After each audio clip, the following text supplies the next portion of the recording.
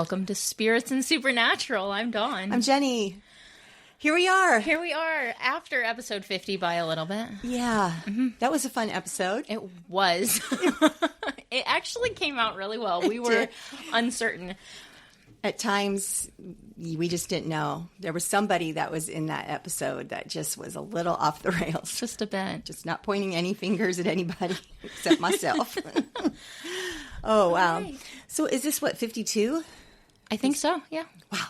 Or, yeah, maybe. It's well, 52 or 3. We did Lucifer and Michael. Mm-hmm. And now we're doing the Four Horsemen. We did, okay. Right? I was trying to think about when Billy and the Reapers are jumping in there. Did we do Billy and the Reapers? We did them after Michael. You're right. 52. Okay. This is 53. That's what I thought. Wow. Guys, we are so good at keeping track of this. I know. Thanks for listening to this podcast. Have a great day.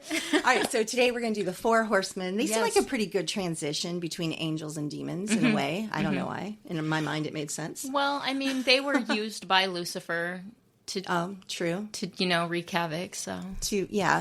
For the end game of what the whole first 5 seasons of Supernatural were, they were very important. There is a cocktail out there called the Four Horsemen, and it includes Jameson, Jim Beam, Jack Daniels, and Johnnie Walker. We're going for it. We're going for it today. So it's basically going to be a shot of each, but we're splitting that in half. And we're going to be feeling like we're in the apocalypse maybe after drinking all 4 of these. I was actually really surprised to find that you could get Johnnie Walker in a pint. I walked into our local drive-thru and I was looking at their wall of like whiskeys and stuff because these are all different kinds of whiskey. There's Scotch whiskey, Irish whiskey, Kentucky, and Tennessee. So, okay. I was looking at their wall and this lady just walks up and she's like, "Can I help you?" And I was like, "Well, I'm looking for these, but I don't want to buy a big bottle of each." And she goes, "I've got them in pints." Did they have a blue label? I don't know. Blue? That's just what she brought me. Because that would be Rufus, which we did, but we can revisit it if we need to drink Johnnie Walker Blue. Yeah, we just weren't going to buy a bottle of Johnnie Walker Blue because, yeah, it was like over $200. Yeah, if you want to donate that to the podcast. $500 maybe. Yeah, it was incredible. Like we have these Dean and Sam caricature cutouts, so we could do that. You can give us a bottle of Johnnie Walker. Yeah, give us a donation. All right, so Dawn is going to go ahead and mix up these. Half a. Did I do 4? Maybe. I don't know. So it'll be 2 ounces total. It will. That is some fast math. It will be. So you're going to be lots of bottle opening because I haven't opened any of these yet. That's okay. Yeah. They're really, all of them are really pretty like amber color. I don't know about the Irish whiskey because it's in a green bottle, but it's about the same color, I'm pretty sure. So the first time we hear about the Four Horsemen it's Crowley. Isn't Crowley the one that tells... Well, Crowley's the one that tells the boys that they need to get the 4 rings. And they've already retrieved 2 of the rings, not knowing that they needed to get them. So the very first horseman we meet is War. Yes. And that was in Good God, Y'all, was the name of the episode, Season 5, Episode 2. That brought us Rufus and Joe and Ellen. Yes, we got to see them. And this is the first time we had seen Joe and Ellen in a while. Yeah, it had been a while since we'd seen them. And actually, well, we'd probably seen Rufus sooner than that. But we don't see Rufus a whole lot. So it's nice when we get to see him. Yeah, and that attitude. Yes. Oh, we love Rufus. In that town that they were in, it was like... River Pass, Colorado. It was a divided community where it was just full. What they thought was just full of demons, and they were basically just killing the residents there. They were killing each other off because they thought they were all demons on both sides. Everybody thought everybody else was a demon, and because War. I did not write the actor's name down. I should have. I've seen him, and he's one of those guys that's in a lot of things. His last name's like Welliver or something. Okay. I didn't write it down either. But, okay. Yeah. I know that in the show, his name was Roger. Yes. He's just a guy named Roger. But we see him, he like turns his finger. His ring. Not his finger. He turns his finger around, turns his ring around. It's really obvious that he's not a person because he turned his whole finger. Yeah. He's like an owl of the finger. He turns his ring around, and all of a sudden, he's like, you can see black eyes. And you think that... Whatever he says next, like, people immediately believe. Yeah. Are you going to shake? I am. I liked that episode a lot. I liked the pairing of Joe with Rufus. It was different. Yeah. Because Ellen talks about how she's been hunting with Joe for a while. Yeah. Which was like, what? You thought you were against it? And she's like, well, if she's going to do it, she's going to do it with me. So she's a little safer or whatever. But, Right. And the boys find themselves in this place. Well, was it Rufus calls Bobby for help, and Bobby can't go help. Yeah. And so he sends the boys. Well, that's a lot lighter. There's some ice in there that's watering it down a bit, so it's not just straight. That's a lot of whiskey. 4 different... Honestly, I've never had Johnny, so we'll see what we think about it. I don't know that you'll be able to differentiate between the 4. I can taste it. Well, I can taste the difference. You might be able to. Guys. There's your Ginger ASMR ale. for this episode. Oh, so do you know what kind of car War was driving? I was driving a cherry Mustang. 1966 red Mustang, yes. What is it? Like the preacher's like, really? And Dean goes, that's what I'd do. Yeah. Here's what I don't get. And I think they missed an opportunity. Why were not all of the horsemen driving horse-related vehicles? Oh, that is interesting. Pestilence could have drove a crappy Pinto instead of the car he was driving, a crappy green Pinto. Well, I did notice for Famine that he rode a black horse, and they had him in this big black motorized wheelchair. Right. But they could have had him in a big black Bronco. Well, he pulled up in like a black limo, too. Yeah, but it was not Like a horse. Hummer limo. I'm just saying. It wasn't a Bronco. They should have used 4 vehicles That's that were clever. horses. They should have. Well, they never Never contacted me. What would deaths have been? Because, he had that, like, The Cadillac or something. big white Cadillac. There is a luxury sedan, and it's an animal. It's a horse, but it's like not a real common one. It's like Equus or something like that. But it could have definitely happened. They could have made it work. All right, let's clink. Good luck. Mm-hmm. That's strong. What do I taste the most? It's hard to say, honestly. Yeah. Does one of them have a cinnamon type of? I don't think I always taste so. cinnamon. I must always be having strokes every episode. Every episode. I don't know, smell them. Maybe one of them is more cinnamony. I don't know. Probably not the Irish, but maybe. Oh, it might be the Johnny. The Johnny smells particularly Okay, this has spicy. no cinnamon. The Jameson I think it's had the no Johnny cinnamon. Walker. It might be. Yeah. So, Because those two are just kind of sweet. yeah. It's not bad. It's strong tasting to me. It is. I would agree. Have to They slip all it have slow. like a sweetness to them, but they're Yeah. definitely pretty strong. Like, I don't even know what proof this is. They're all 80 proof. Okay, perfect. Yeah. Yay, we can read. Yeah, definitely. They missed an opportunity with the cars. You're right. I don't know. That's just thought I had when I was like, They when they started started off with the Mustang, I'm like, definitely are all going to be No, but they didn't do horse-related it. vehicles. No, They it didn't would have do been it. cool. Oh, yeah. Or maybe they couldn't get them. Maybe. They burned all their All their budget on the red Mustang. on the red Mustang and on the music. It's always on the music, right? Yeah. So this episode, honestly, when we were talking about doing the Horsemen, I was like, do I need to rewatch these episodes? Because these are ones that are really memorable for me. Mm-hmm. Well, they're in the first 5 seasons, And that's too. probably why, because I often will start a rewatch and get to a certain point and then take a break. And then I'm like, where was I? You start So- over. Yeah. So I've probably seen the first half of the show more than I've seen the second half, Probably. to be I think that's honest. pretty pretty typical, I would Right. say, for a lot of people. So the reason that they even were alerted to something going on in this town was their, Dean was like, what happened, because they'd heard the word water. And they're like, so the water got polluted just suddenly. Yeah, and he then- keeps asking questions like, was there anything else strange? And the one soldier, he says, well, there was a shooting star. Yeah. And Dean, for as goofy or whatever as he can be, was like revelation.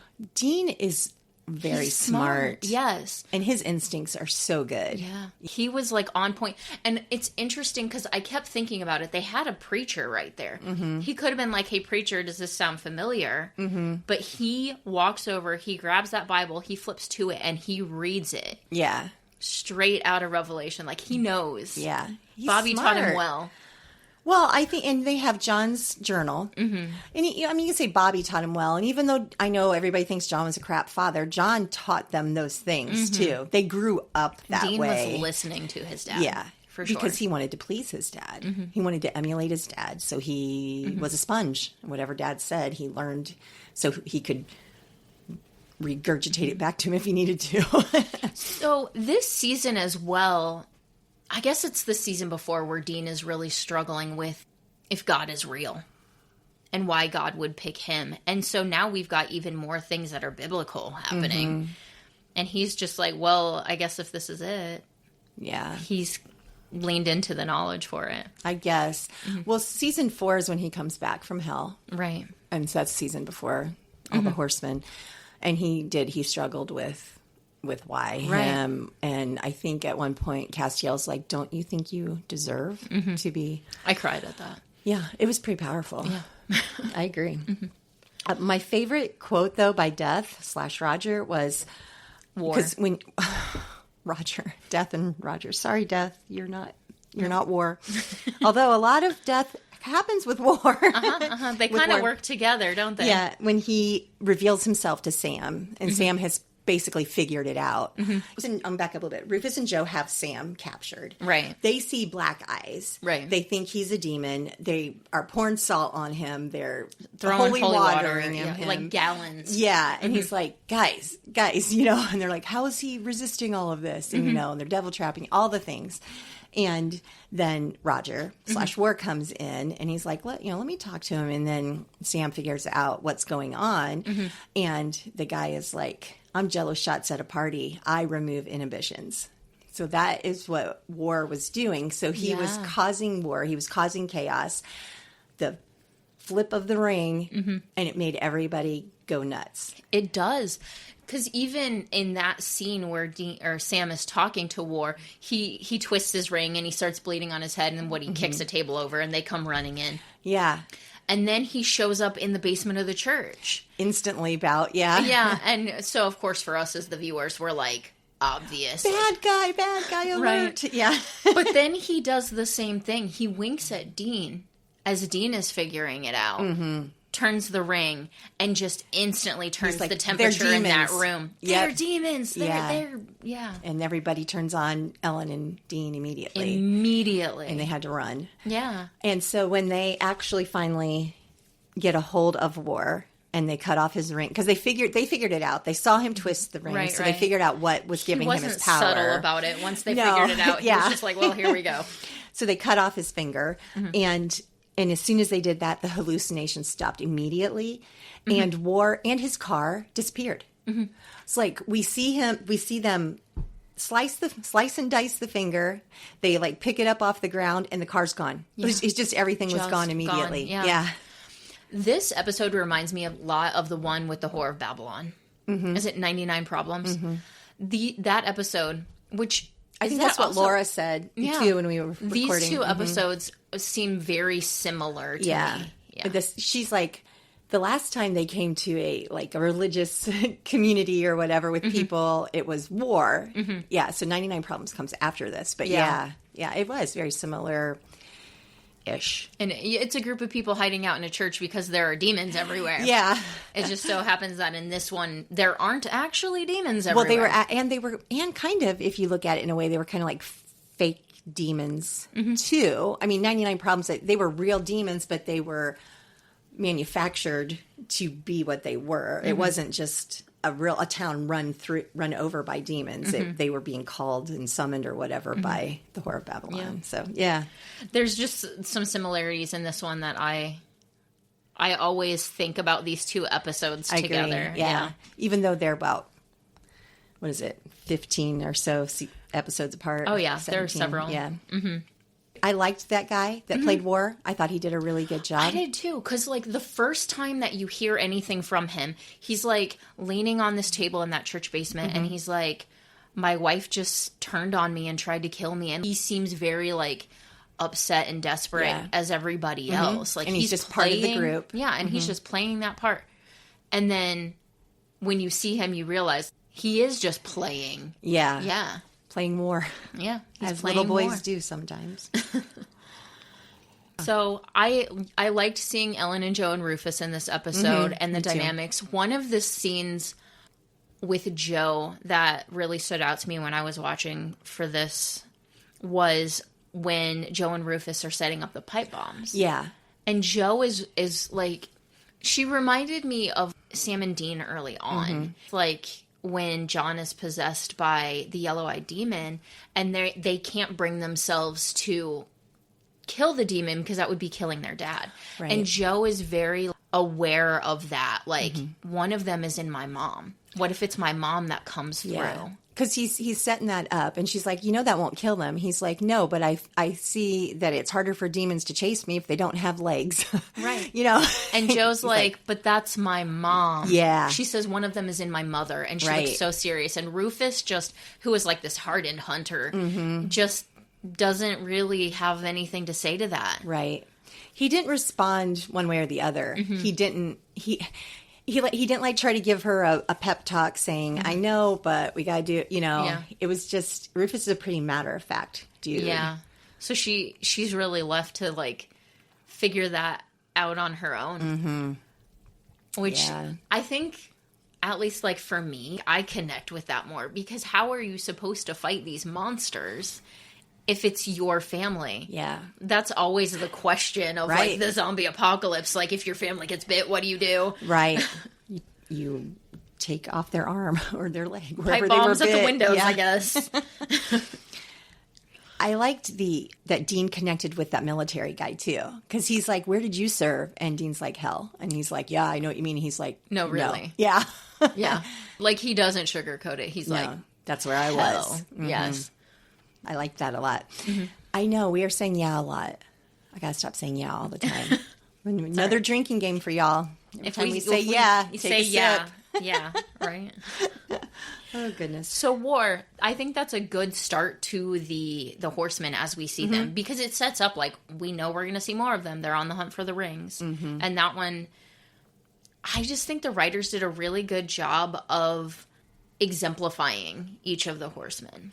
Well, what's really interesting, though, this was episode 2. So this is the very beginning of the season. We don't see another Horseman until episode 14. Yeah. Your favorite opening to any of them. Oh my God, My Bloody Valentine. No, the first 4 minutes of that episode do not exist. Yeah. Oh my gosh. Yeah, we're going to meet Famine. He was just gross, and the things he made people do were gross. I actually debate on whether Famine is grosser than Pestilence, to be honest. There's actually this really great kind of quote or line that Famine says where he's like, humans, you have all this stuff around you, like all you can eat buffets and supersized and whatever, and you have everything you could need, but you all still want something. And that's what he leans into with them. That couple at the beginning of this episode, that's so nasty. Yes. I cannot. I literally always skip the first like 4.5 minutes of this episode. Blame you. It's so bad. It is really gross. But then, I think we talked about this. We talked about the Cupid. So the Cupid is in this episode, because initially they're like, well, this Cupid has gone rogue and marked these people. Yeah. And then I loved that guy. He was fantastic. Yeah. He was great. Yes. Him being naked is just hilarious. Because I think, like, it makes everybody uncomfortable. But then when he sees Sam and he's hugged Cass, he's hugged Dean, he sees Sam and he's like, oh, you, and Sam's like, no. He comes in anyway for a hug. It's so funny. Are we in a fight? Are we in a fight? Are we in a fight? Yeah. Dean's response, he has no idea how to handle that. Well, Famine shows up in a black Cadillac Escalade. And I know it could have been some sort of horse vehicle. I'm just saying. So what Famine does is he causes people to crave something, food, love, sex, alcohol, to the point of death. Yes. So it's not just like if you're pregnant and you might crave pickles, you might eat a jar of pickles, but you're not going to eat like 20 jars of pickles and kill yourself. Right. Yeah. So they do it to the point where there's just no return. Yeah. They eat themselves, they love themselves, they sex themselves, whatever it is, to death. Yeah. And then what was really interesting, I loved the way that they portrayed Sam fighting it. Like the very first time that demon is carrying a soul in a suitcase and he walks by him and you see this look come over Jared or Sam's face. Like, I know what that guy is. and I kind of want to eat him. You know, he's like, and you're like, what? You can just tell something's going on with him because at that point you weren't sure. Dean just sees a guy walk by, right? And they're going down to the coroner or something. Yeah. There's lots of people in suits in the police station. Yeah. It's whatever. But Sam is like, this is different. Him. Yeah, this is different. And the way they did that shot was really good because it made it very obvious. Like something about this guy is off. And then we have Cass coming in. Just eating burgers like crazy, like a madman. What is it towards the end when Dean and Cass are in the car and Cass is eating? He's like licking the wrappers. He's like, these make me very happy. And Dean's like, how many of those have you had? And Cass is like, it's in the low hundreds or the low thousands or something. And you're just like, what? And this whole time, though, as you're watching all this happen, you're seeing all these people overindulge. Yeah. Overindulge. I mean, that's not even describes it. It's just it's just so far removed from like what, like you might go on a binge and just eat a bunch of Doritos or Oreos or whatever. Like eat a bag of potato chips. You stop eventually. Right. And they're just going and going and going. And Dean's not.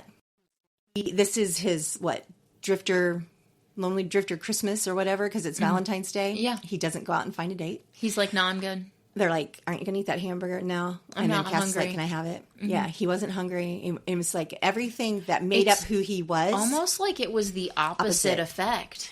But the one thing that he says that I thought was true, though, he goes, when I want something, I go get it. If I'm hungry, I go eat. If I want a drink, I go get it. You know, he doesn't. And he feels like he's well fed, is what he said. Yeah, Cass is like, well, you must just be well balanced. And Dean's like, hell no. I'm just well fed. Well fed, yeah.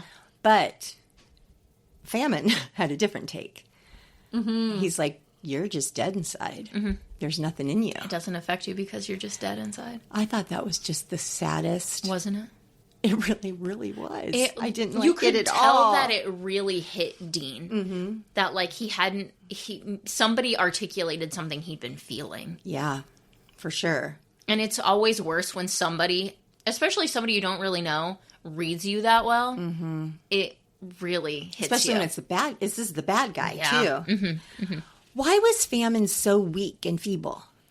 I think it's because he was so hungry all the time that like it was like he was starved. Okay. That was my take on it. Okay. Like he needed the oxygen because he always needed more. Oh.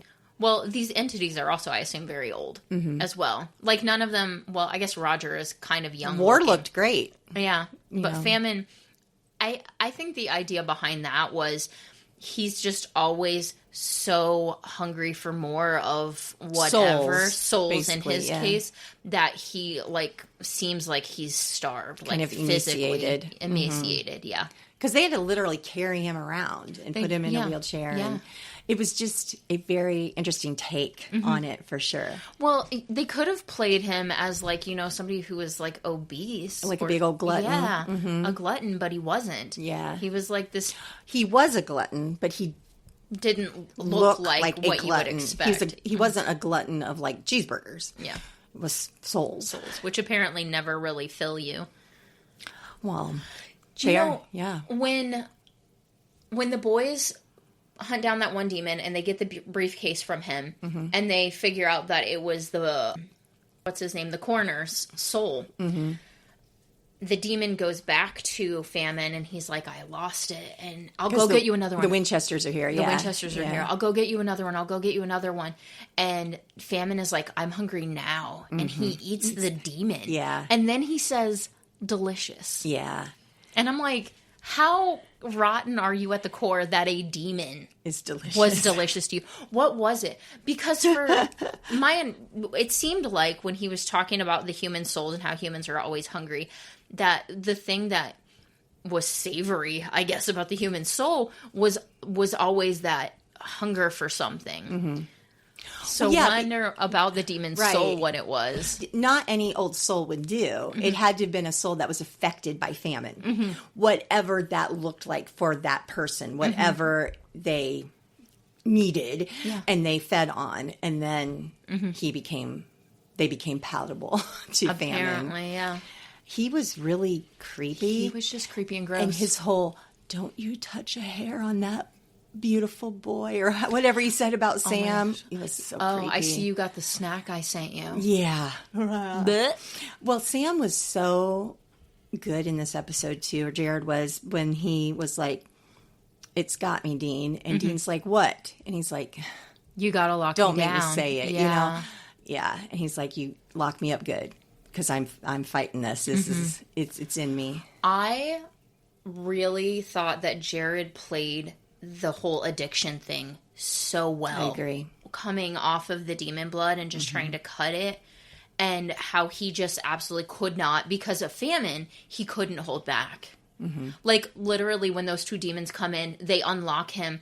He throws the one down and attacks her, and the other comes at him, and he throws that one back and says, "Wait your turn." Yeah. And he sounds so evil. It's true. He sounds like so unlike himself. Yes. And Jared did that so well. I agree. I also, so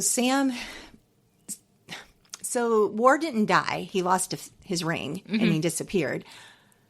Did Famine die?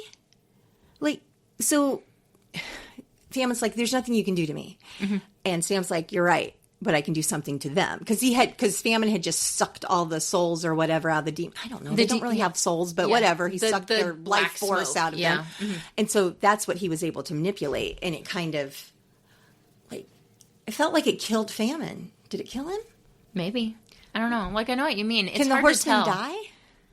I mean, I guess Maybe. Death did die. Yeah. I mean, it's possible, because even War says, "You can't kill me." And Dean's like, "I know." And then later on, Dean himself kills Death. Right. So I feel like the Horsemen can die. Yeah, it's weird. So maybe they did kill Famine. When maybe they have somebody in the wings ready to replace. Maybe the four horsemen have to always exist, but don't always have to always exist in the same Vessel. Yeah. Yeah. I don't know.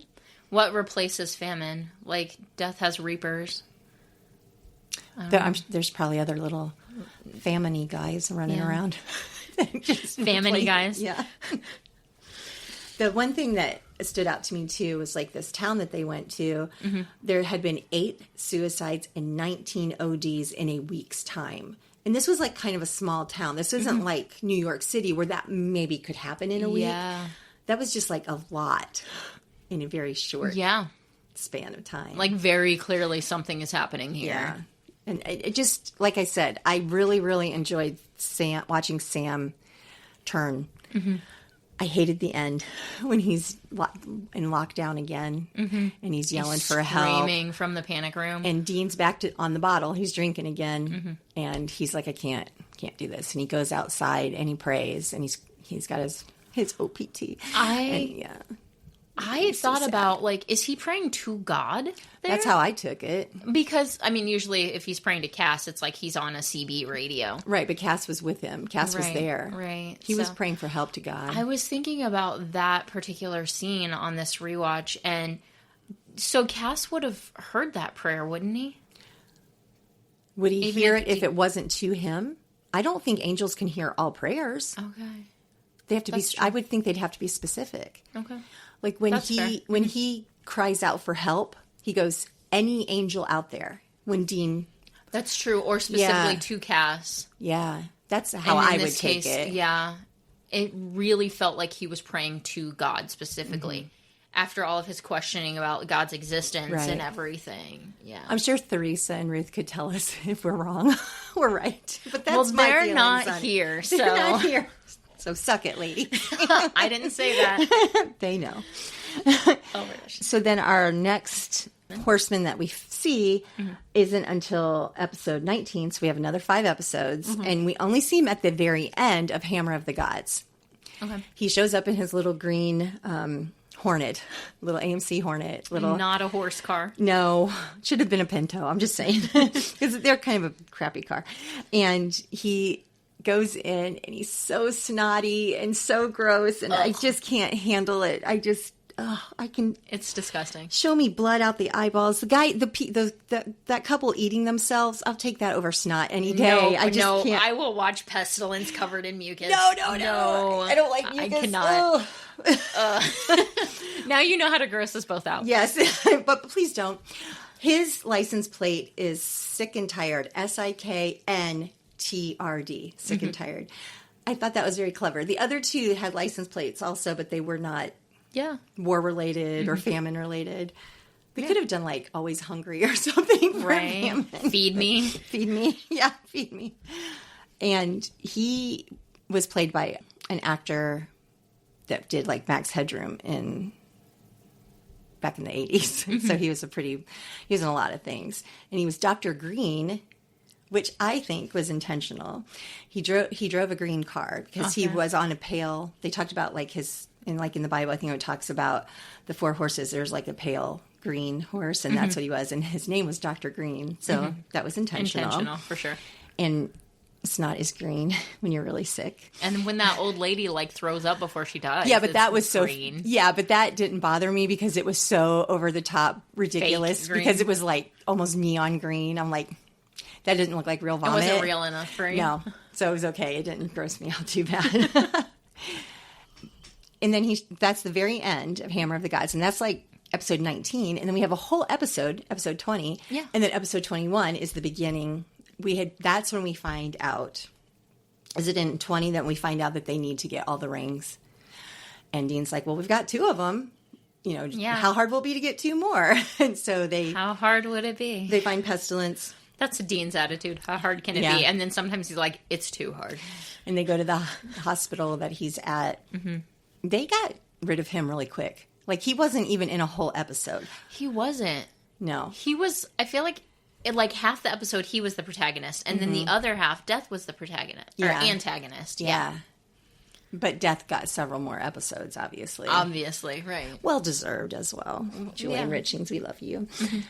He makes the boys sick. Mm-hmm. The closer they get to him, they're like, he's like, oh, it could be this or that. Yeah. And this. Dengue fever, I think he had given that girl, Celeste, my favorite patient, and he names all these diseases, and she's like, oh, and look, you never had chicken pox as a child. She's like, how did I get all of that? And he's like, it's just this little concoction I made up. In a Petri dish. Yeah, you're like, the Petri dish being you. What? Dr. Green, you're freaking me out. Right. And then she throws up and dies. Yeah, she did. So yeah, the boys, as they're coming down the hallway, because they like break into the security, they're watching the cameras, they figure out who he is. Glitches when he's walking down the hall. Right. And as they're getting closer to the room that he's in, they're getting weaker and weaker and not looking great. No. And and they had talked to Cass earlier in the episode. Mm-hmm. He was in the hospital because he had, the episode before, had like shot himself away. Because isn't the episode before is when they get Adam, like it's when Zachariah dies and they have Adam in the shed and Cass makes all the angels go away, including himself. So he's in the hospital. Right. He like loses all his power. Yeah. Because he had lost connection from heaven. He's like, I'm going to need to take an airplane. Yeah. But he gets there just in time. Speed of plot, we call that. Yeah. Just in time. And he's the one that cuts off Pestilence's finger. Mm-hmm. Distracts him just enough. Because I think Pestilence is surprised to see Cass there. Because the boys are, like, on the floor. They're, like, bloody and... They're dying. Dying, yeah. Of all the diseases. All of them, including syphilis. Yeah. Which they probably had at various times throughout their lives anyhow. Let's face it. Maybe. They were not monks. No. And then he's just done. Pestilence is done and over with pretty quickly. Yeah. Does he disappear as well? Yeah, I think so. He just is gone. Now, mind you, the trouble that he started is not gone because... the Croatoan virus, well, the vaccine for the swine flu, air quotes around all of that, is about to be released. And that was a Lucifer thing, too, because they had Brady. Mm-hmm. The Brady bunch. Nope, just the one. Just the one Brady. Yeah. Then we also, we did a whole episode about Death. Yeah, so this is where we still love him. Death enters, still best entrance. Okay, there was another, I know we talked about Death, but there was a quote from this scene with Dean and Death in the diner that we didn't talk about before that I really liked. It kind of made me laugh, honestly. So yeah, we did the whole thing about Death. We've talked about this scene, but there's a part where Death is talking about whether he's older or God is older, and it's the whole chicken and the egg problem. Mm-hmm. And Death says, regardless, at the end, I'll reap him too. Yeah. And we Dean's, didn't mention that when we did Death's episode? Well, I don't know if we got to the reply, because Dean is like, wait, you'll reap God? And Death's like, oh yeah, God will die too. And Dean says, well, this is way above my pay grade. Yeah. And Death's response is, just a little bit. Yeah. I just thought that was well, really he was a funny. bacterium. Oh yeah, we definitely talked about Dean being a bacterium, but just Death's sarcasm that we love, his snarkiness was very apparent right there. They just a little bit, and like really no pun intended, but completely deadpan. Completely, that's the way it is. Yeah, and it's not. It wasn't in a joking way. No, it wasn't it's in a just comical very way. matter It's of just fact, yeah, that's the way it that's is. the way it is. Yeah. The Horsemen. Overall, I loved this storyline. I agree. This was really good writing for these. And then I loved the fact that they got the rings together and they thought, we're going to get Lucifer. They didn't get Lucifer initially, like in that hotel room. They thought they were going to. But then they did get the rings together and then got him at Stull? Is it Stull Cemetery? Stull Cemetery, yeah. And jump in the hole with him. But I liked the Four Horsemen. They were very clever. They were well-written characters. Oh, yeah. They were gross. Disgusting. War wasn't gross, but pestilence and famine were super gross. One thing that we know about Kripke, because he said this in interviews, is that they would shoot an episode a lot more gory and like past the line because, you know, we've seen The Boys. We know he can do all of that, but he knew that the CW would draw him back. And so he made it extra so that he could get it to a place that he wanted. Yeah, I just read or saw where he talked about, they told us that we could decapitate, like I had it that we were going to decapitate 2 vampires. And they said, no, you can only do 1. And they're like, okay, so from now on, we'll do 20. And then we'll see if we get the number that we really want. Exactly. And I would almost bet that they did that with this, with the start of My Bloody Valentine. Oh, yeah, it was probably way worse. Pestilence making, like, disgusting sicknesses. Gross. I'm sure they did that here. And then brought it to the point that's still nasty that we saw. Yeah. But it could have been on worse. network TV. It could have been worse. Yes. And if you've ever watched pretty much any episode of The Boys, I'm sure it has been worse. So many heads explode and disgusting things happen. Yeah. I watched little pieces, no pun intended there, of The Boys. Mostly Soldier Boys things, obviously. But yeah, it was pretty bad. All right, are we ready to rate our 4 horsemen? I think so.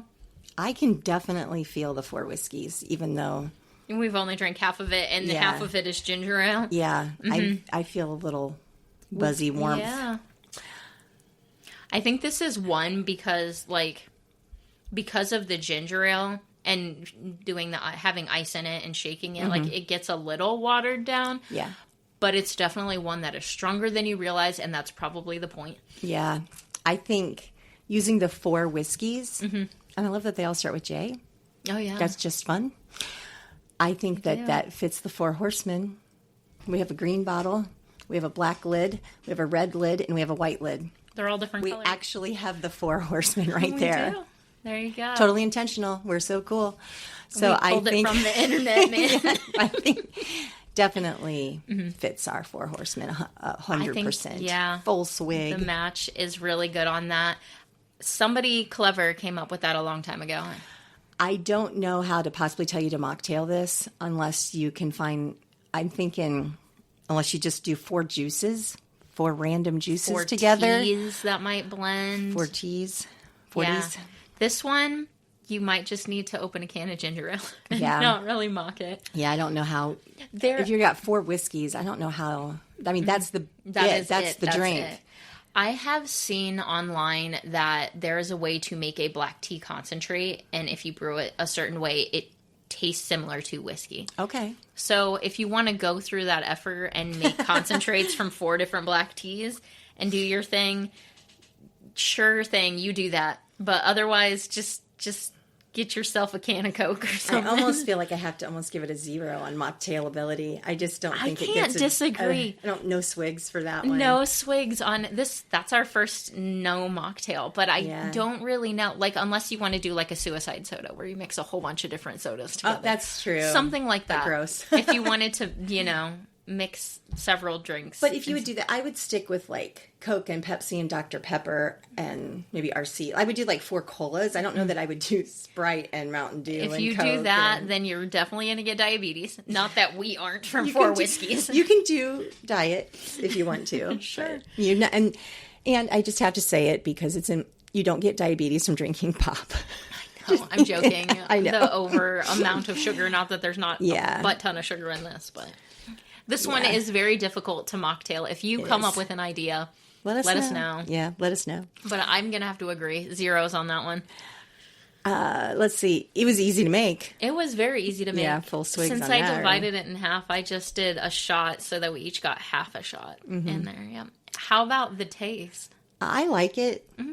I'm going to give it a full swig. I think it's good. Yeah. Like I said, I think it's one that could almost sneak up on you. Mm-hmm. If you don't drink very much, this is not the drink for you. Oh, no. I don't know if it's a drink for me either. And I really, other than when we were recording, I really don't drink whiskey that much. Or I don't drink anything, really. Mm-hmm. So we got 6. Out of 8. Out of 8, but it's only because it's not mocktailable. Yeah. But our Horsemen, I think we give them an 8 out of 8 because they were really... The Horsemen were really well done. They were fantastic. I agree. Mm-hmm. All right, so this was episode 53. Next week or next time, we're going to talk about the OG Meg, played by Nikki Acox. Yes, I'm very excited to do that one. Yeah. Thanks again for listening. We appreciate all of you. Thank you for everybody that has reached out to us during our 50 and celebrated with us. We appreciate that. By now we have picked the winner. And congratulations to you. Winner, chicken dinner. You are now a chicken dinner. You're now a chicken dinner. We didn't. Well, that would be gross to send them a chicken dinner. I don't know where they live. I'm not sending anybody a chicken dinner. Oh my gosh. Like, unless I could Uber it or something from local. I'm not sending it from my house. I don't know. Thank you all for liking and commenting on all of our socials and on the episodes and everything. We appreciate all of you very much. Have a great one.